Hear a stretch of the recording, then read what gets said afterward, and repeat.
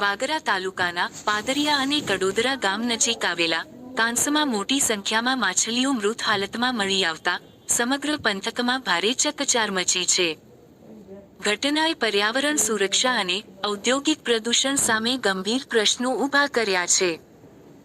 ઘટનાની જાણ થતાં વાગરા મામલતદાર, કડોદરા ગ્રામ પંચાયતના તલાટી કમ મંત્રી તેમજ કના અધિકારીઓ સ્થળ પર દોડી આવ્યા હતા. જીપીસીબી દ્વારા પાણીના નમૂનાઓ એકત્ર કરી લેબોરેટરીમાં પરીક્ષણ માટે મોકલવામાં આવ્યા છે, જેના પરિણામો હવે સમગ્ર ઘટનાનું સાચું કારણ સ્પષ્ટ કરશે. સ્થાનિકોનો સીધો આક્ષેપ છે કે મૃત માછલીઓ મળેલા વિસ્તાર નજીક સુપરફોર્મ પૂર્વ યુપીએલ બાર કંપનીની ગટર લાઇન સરકારી કાંસમાં મળી રહી છે. તેમનું માનવું છે કે કંપનીમાંથી છોડાતા સંભવિત કેમિકલયુક્ત ડિસ્ચાર્જના કારણે જ જળચર જીવસૃષ્ટિનો આ સામૂહિક વિનાશ થયો હોઈ શકે છે. પાદરિયા ગામના અરુણભાઈ ગોહિલના જણાવ્યા મુજબ સવારે મૃત માછલીઓ નજરે પડતા તાત્કાલિક સરકારી તંત્રને જાણ કરવામાં આવી હતી. સ્થળ તપાસ દરમિયાન સ્થાનિકોએ અધિકારીઓને કંપનીના ડિસ્ચાર્જ અંગે પણ ધ્યાન દોર્યું હતું. સ્થાનિકોનો દાવો છે કે આ પહેલી ઘટના નથી. અગાઉ પણ આવી જ ઘટના બાદ જીપીસીબી દ્વારા કંપનીને નોટિસ આપવામાં આવી હતી અને તપાસ દરમિયાન કંપનીના ગટર વિસ્તારમાંથી પણ મૃત માછલીઓ મળી આવી હોવાનું તેઓ જણાવી રહ્યા છે. સ્થાનિકોએ વધુમાં આક્ષેપ કર્યો છે કે ઘટનાની જાણ કંપનીના અધિકારીને કરવામાં આવી હોવા છતાં સંતોષકારક જવાબ મળ્યો નહીં. આક્ષેપ મુજબ કંપની તરફથી બેદરકારીભર્યો વલણ અપનાવવામાં આવ્યું હતું.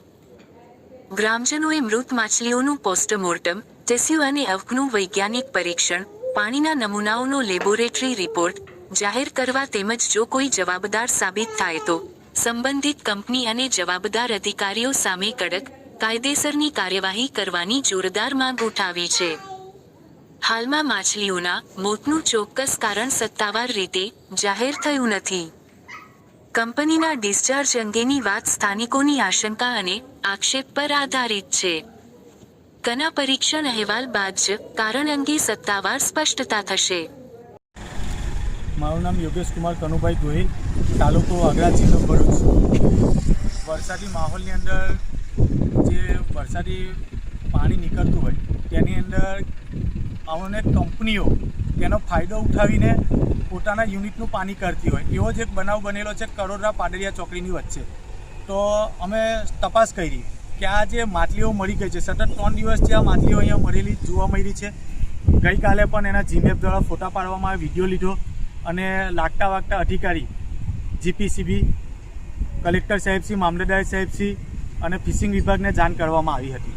ત્યારબાદ આજે મામલતદાર સાહેબશ્રી રૂબરૂ વાગરા અને સર્કલ ઓફિસર વાગરા, તલાટી ક્રમ મંત્રી શ્રી કરોડરાએ સ્થળ વિઝિટ કરી કે પાદરિયા ગામના કાંસમાંથી, મતલબ કે જે તળાવ છે ત્યાં પાણી જાય છે, ત્યાંથી તપાસ કરતાં એવા તો માછલીઓ સુપરફોર્મ યુપીએલ કંપનીના કેટની સામે જે ડ્રેનેજ છે, જે વરસાદી પાણીનો એમનો નિકાલ કરે છે, એની સુધી આ માછલીઓ મળેલી જોવા મળી. તેની આગળના ભાગે ના જોવા મળી.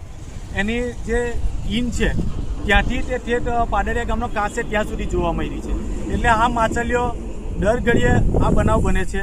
અને અગાઉ પણ સુપરફોર્મ એટલે કે યુપીએલ બાર કંપની છે એને ગવર્મેન્ટ જીપીસીબી દ્વારા નોટિસ આપવામાં આવી હતી અને તેના અંદરના ડ્રેનેજમાં તપાસ કરતાં અગાઉ માછલીઓ મળી ગયેલી તેવા પુરાવા સાથે જીપીસીબીનો રિપોર્ટ મારી પાસે છે, મેં માંગેલો હતો તે. એટલે આ દર વખતે જે આ બનાવ બને છે, દર વખતે આ લોકો આવી રીતે લાભ લઈ વરસાદી પાણીનો આવી રીતે પાણી છોડવાનું કરે છે. જે બાબતે અમે 1 અઠવાડિયા પહેલાં પણ મીનાક રાજ સાહેબને મળવા આવ્યા હતા, પણ એમને કંઈ જવાબ ના આપ્યો કે તમારે જે કરવું હોય તે કરી શકો. આજે પણ અમે તલાટી ક્રમ મંત્રીશ્રીને લઈને આવ્યા તો જેમ તેમ વર્તન કરતા હતા કે ભાઈ તમે શું કરો છો, શું વિડીયો કરો છો, અહીંયા કોઈ ગવર્મેન્ટ અધિકારી શું થયું છે.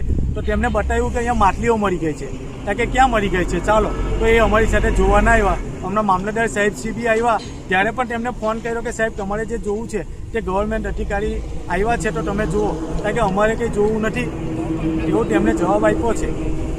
તમારી શું માંગ છે હવે? અમારી માંગ એવી જ છે કે આની જીપીસીબી દ્વારા તપાસ કરવામાં આવે. મામલતદાર સાહેબશ્રી બી અત્યારે જીઆઈડીસીને એને લેખિતમાં જવાબ કરવાના છે અને એમને રિપોર્ટ કરવાના છે કે આનું તપાસ કરવામાં કે શેના દ્વારા મૃત્યુ માછલીઓ પામી છે કે દર વખતે એક જ જગ્યા ઉપર જે મતલબ કે 1 કિલોમીટરનો એરિયા છે તેની અંદર જ કેમ બનાવ બને છે જ્યાં તે લોકો પાણી કાઢે છે ડ્રેનેજ દ્વારા તે ડ્રેનેજમાંથી જ ત્યાં આગળથી જ કેમ માછલીઓ મળેલી જોવા મળે છે અગાઉ કેમ નથી મળતી તેની આગળના ભાગે કોઈ જગ્યા મળેલ માછલીઓ જોવા મળી નથી.